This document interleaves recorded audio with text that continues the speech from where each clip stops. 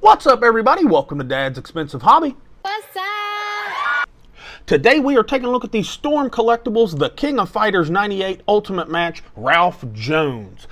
This is a little lesser known of even a fighting game and a character, for me at least, but I'm kind of excited to take a look at him because he looks pretty freaking cool. Let's just jump right into his package. This is a really nice Storm package right here. Nice big window on the front with a little bit of window on the top letting some light in, but a nice picture of Ralph right here without obstructing what's going on inside. On the side is, I think that might be from the game, like a game sprite or something. Looks really good. And on the back, what I love to see is lots of images of the figure, and they filled out the back. Looks really good. Nice use of space. We're gonna dig into him here in just a second. Let's get him out of this package and take a closer look at him. Okay, I was right to be excited. This figure looks pretty darn good. Let's see how tall he is real quick. To the top of his head, he is 7.5 inches. He must be a tall character. I'll put down at the bottom of the screen how tall he's supposed to be. And that will make the whole figure 19 centimeters. I'm going to say that works because, like I said, I don't know any lore as far as how tall he is. Let's look at his aesthetic because he looks really nice. This figure has flat finish all over him, and it looks premium as could be. Let's start at his head really quick. Face looks really good. From what we can see in the box, which is all the source material I currently have, it looks like they did a good job. It looks like they really nailed it. So good job with that one, Storm. The face looks really good. Paint is done really nicely. Hair that's sticking out looks good. Of course, I'm always going to say that some dry brush or some wash on some hair will never hurt, but it looks really good. Bandana looks really nice. The little little design that's in it looks just like the images that you saw just now on the box, so that looks really good. This is soft plastic right here. It doesn't move or anything, just dangles off the back. His vest looks super good. There is some nice shading throughout the vest, gives it a lot of life. It really, in hand, looks like real material. This looks really nice. I like it. The tattered shirt sleeves that are sticking out, they look pretty good. There is some shading through them to kind of give them like a dirty, worn kind of look on both sides. I don't know if the camera's giving it up, but it is there. And this is removable. We'll remove it here in a minute, and I'll show you what all is going on underneath there. Musculature has some nice subtle shading. Looks really nice. I like it. The fists look nice with the one glove and then just two, wrist straps or whatever. Looks really nice. The undershirt looks really good. There's shading throughout it. His chest is a bit small. I don't know how largely built of a character he is, but he is definitely doesn't have too much chest. It does show some definition, but the chest just feels a little soft and unsculpted for me. One complaint: from the gun belt, which is a soft, almost kind of stretchy plastic, the bullets themselves, they look pretty good. I mean, they wasn't exactly made to, look exactly like a string of bullets or whatever, but it looks good enough, and, most of the time it'd be hidden underneath this vest. But what we are getting, if you can see it, is a little bit of paint transfer from them onto the shirt. Fuck. I'm sure that there are ways to remove that without damaging the paint on the shirt. You probably have to look them up. I'm not the guru for that, but I'm positive you can remove it. Another spot where there's just a little bit of paint transfer is right here on the inside of the arm. When you do, when you rotate the arm around, a little bit of the shirt is giving up some paint, just a little bit. And again, that is removable, but you'll have to look up a trusted source to really get some good DIY for that. Pants look really nice. I don't know if they're supposed to be blue jeans. They're a little gray. If they're supposed to, right here, source material. Whoop, I'll just show you if I can actually get it in the camera. Source material, they look like blue jeans to me. These in hand are a little gray, like a slate gray kind of color. Not that I'm complaining, because they look good, but the sprite or whatever looks like he's wearing blue jeans. And this is definitely more of like a slate kind of gray. Looks really good, but doesn't really match up totally. So? And the boots. The boots look really good. They're like an olive kind of color with some brown on the bottom, sculpt and everything, and paint looks really good. Maybe could have got a little bit more detail right through here through the eyelets and the laces, but whatever, it's feet. Most people don't look at feet. But on here, source material right here on the box, they're black. Okay, unless I'm completely colorblind, which I don't think I am, they're black. So they kind of messed up the lower half of the body with some inaccurate coloring, unless there's just something I don't know. If you're somebody who's kind of a Ralf Jones and or King of the Fighters expert, let me know. But other than that, everything looks really, really good. I like it. Looks fantastic. And speaking of fantastic, he comes with a shitload of stuff. So let's look at his accessories. Obviously, he comes with this head sculpt here on him in the package, and it looks pretty darn good. He comes with 2 more expressions. Comes with a teeth gritting expression right here. Looks really nice. The way they've done the eyebrows are really catching the emotion in it. Looks very, very good. And an open mouth yelling face. That one, it looks more like he's opening up to say "aw," not gonna lie. But it's done well. But that one, I'm not getting yelling out of it. I'm looking like he's saying "aw," you know, opening up for the airplane like a little kid. What the? He comes with a hell of a lot of hands. He comes with what? 2, 4, 6, 8, 10, 12. He comes with 15, 16 hands. We're not going to go over all of them. He's got lots of left hands, lots of right hands in various different positions. Comes with the 2 fist hands on him in the package. And if you can see back there, we'll actually just pick up and look at it. He comes with all those hands back there. Plenty of stuff. Anything you would want to do with it, you could do with it.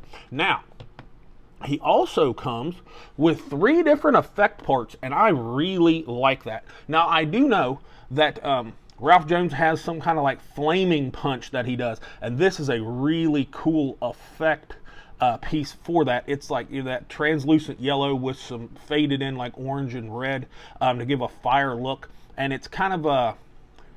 It's that one that a lot of companies have been using. Jada has been using it. SH Figure Arts has used something like it. And, of course, Storm has. And it looks really, really nice. Nice and rigid, but it's a little bit flexible. Let's put it on his fist real quick. And that looks pretty good. That looks really cool if you actually, you know, had him out in like some sort of action or whatever. That looks really nice. I like it. I know another thing that he does is he has like super fast punches or something, and this effect piece right here to give that illusion comes with it for his left hand. I like that little fade from the skin color into the clear, you know, like it's that visual effect you get when something's moving really fast. I really, really like that. We'll put that on him super fast just so you all can see it. All you would do is pop off his left hand and the little wrist wrap, feed the wrist through it like so, and then reattach the fist really quick. Kind of got to finagle it on there just because of the way it's done. And then there you go. That's what it looks like on him. Looks pretty good. I think that's a really nice effect. This kind of reminds me of Chun-Li's little kick effect thing. It's pretty cool. And lastly, of the energy, like the effect pieces that he gets, is this thing right here that I'm assuming kind of just goes on the ground. It represents some sort of impact, and it is really well done too. It's a little bit flexible but very rigid. It's like that clear, cloudy kind of translucent plastic with some orange and red fading up to the tips to kind of, you know, like fire or, you know, what energy release. Looks really, really neat. I like it a lot. And lastly, Storm with their fighting game figure line like to give these little backdrop inserts. I don't foresee anybody using it, but it does look pretty good. It is printed and done very well, and it's actually kind of large, as you can tell, because this is a big platform right here.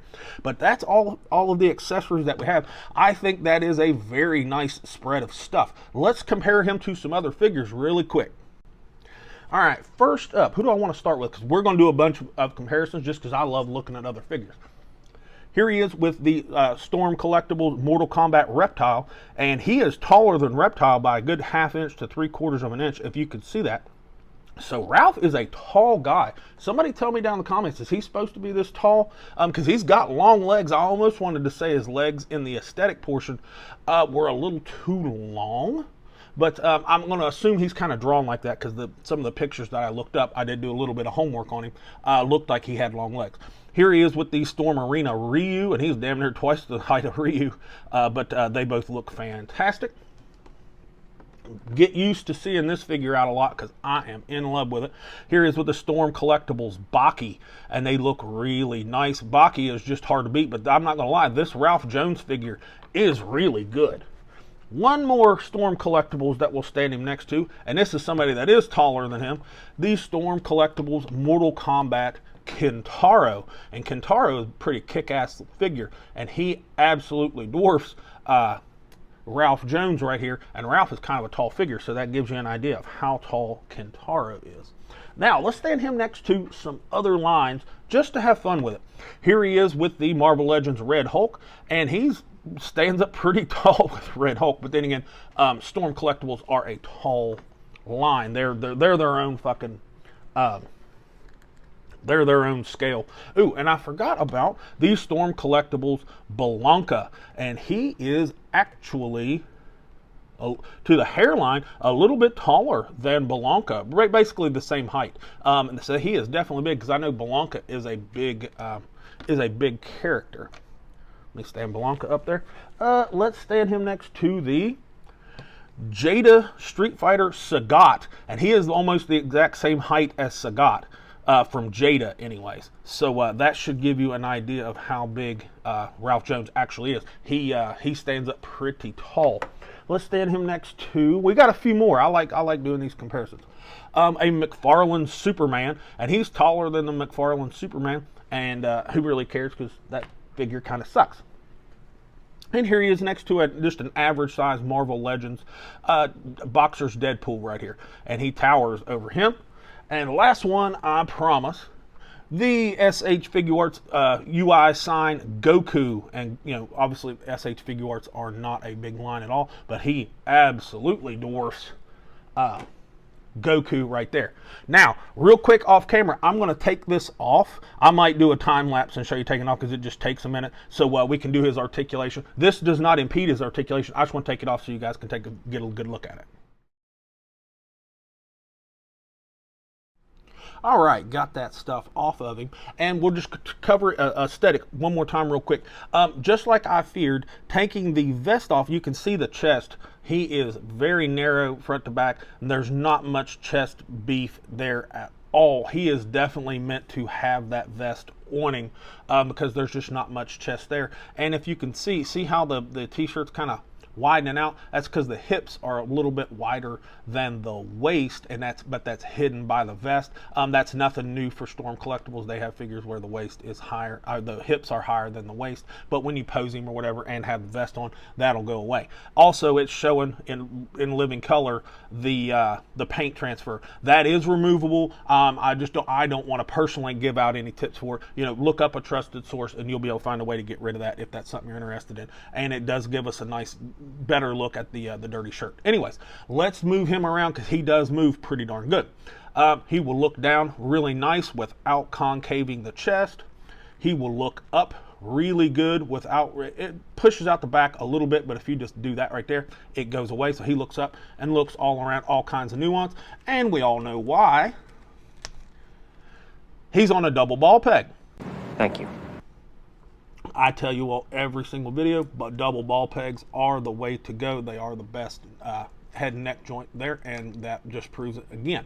Now his shoulders, without the vest on, again, they crafted this figure to have that vest on all the time because the shoulders look like right through here, the traps and the chest look really small, and that's covered up by the vest. But anyways, very creamy shoulder joint, past 90. Full 360 with no problem. These little sleeve parts right here, they are floaty and they will move around with the shoulder a little bit, but you can pinch them and make them stop doing it. He does have a butterfly, and it will bring his arm across his shoulder very nicely with minimal gapping, but again, the vest will be on there to hide it, and the vest does not impede it. Bicep swivel. Double jointed elbow. We know elbows aren't Storm Collectibles' strong point, but it's past 90, so I don't have a problem with it, and they look really good. Wrist is on a ball hinge like normal. Diaphragm break right here. Here is neutral. Leans forward, pretty good. Leans back, really good. all kinds of rotation and nuance, and that's because of that double ball peg-esque type system in there. Got a ball peg in the waist, and it will help out a little bit more, but the majority you're going to get from this, and it works just fine. Hips, little squeaky, but he's pretty flexible. Almost as flexible as Baki, but not quite. The shirt does inhibit a little bit because it's flexible, but excuse me, but not super duper flexible. But that right there is perfect for me. Got a little bit of a front kick, pretty decent, out to the waist, no problem in my opinion. It's got a flat little Ralph booty, but the leg will kick back. You will get that, but you know, just don't kick it back that far. Little bit of a thigh swivel. Beautifully smooth double jointed knee. Proportions are great, and the knee looks good. I like it.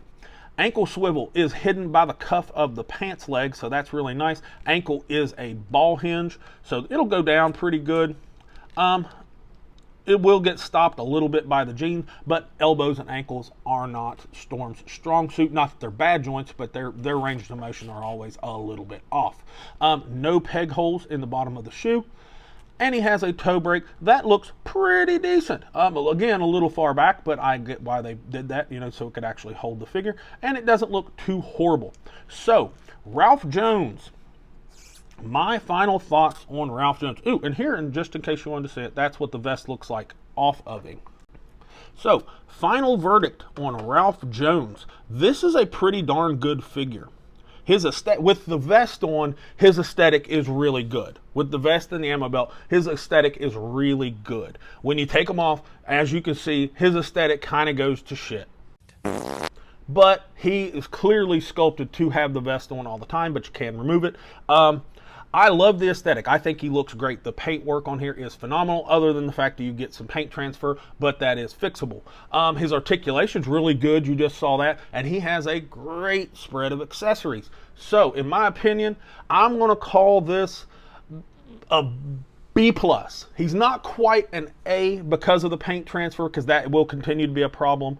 And you know, if you remove the vest, the sculpt goes to shit.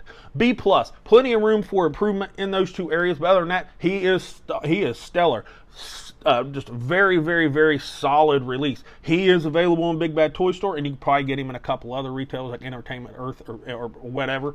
You know, if you want him, buy him. You will not be disappointed. He's not an overly expensive Storm Collectibles, and he's very, very good. But anyway, that's all I've got for Ralf Jones. If you haven't subscribed, pause the video, scroll down, give us a like, subscribe, comment, all that stuff. And with all that said, this has been Dad with Dad's Expensive Hobby, and I'll talk to you all in the next video.